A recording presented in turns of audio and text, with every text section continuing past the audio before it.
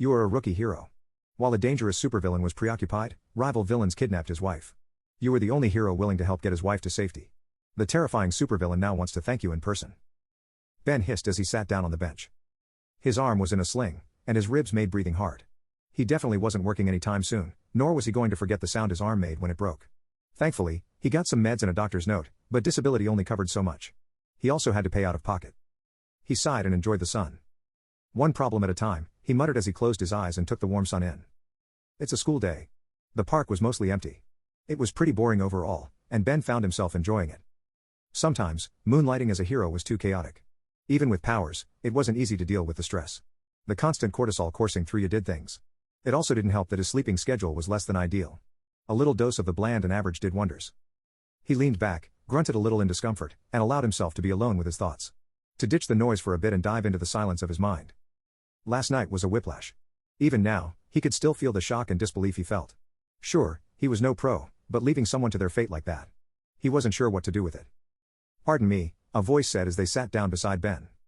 "Oh, sorry," Ben let out as he scooted over, holding back a grunt, and gave the woman some space. She was pretty with freckles and had long dark hair.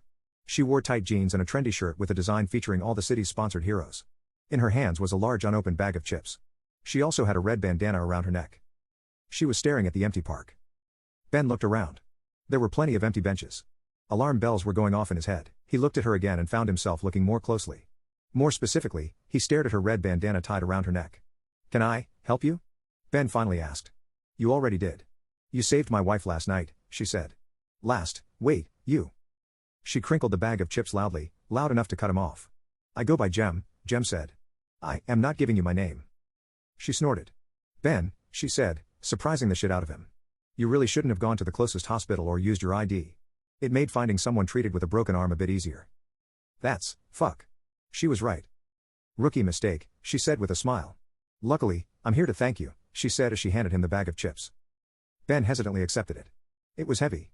Definitely not chips. Feeling around gave him a clue of what was inside. It was smooth and in wads. Ben just stared at the chip bag, unsure of what to do.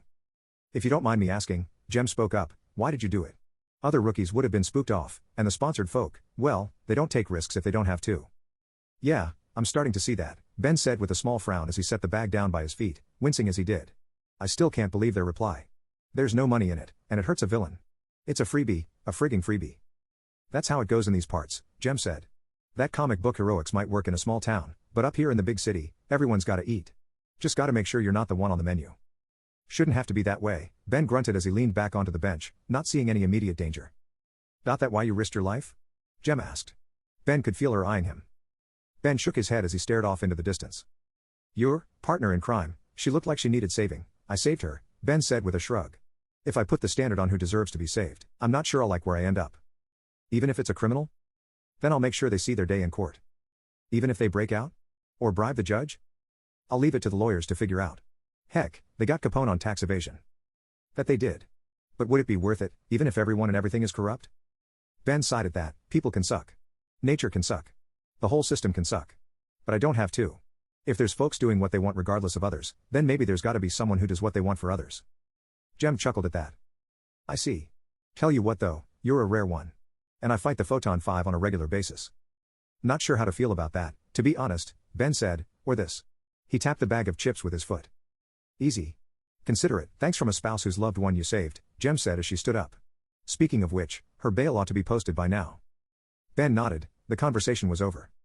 As she was walking away, Ben called out to Jem. "If you don't mind me asking," he asked, "why the red bandana?" Jem half turned and smiled. She pinched her red bandana. "I'm a redneck. Ever heard of the Battle of Blair Mountain?" Jem asked. Ben shook his head. "I'd look it up, if I were you. I think you'll find it interesting. The world can suck, nature can suck, and people can suck, and yeah, we personally don't have to suck. But sometimes, we have to fight for what's right, and maybe, just maybe, things can stop sucking. See you around, Ben." He gave a half wave. "I'm not giving you a free pass next time we meet, Jem." Jem smiled before walking away. "I'd be disappointed if you did."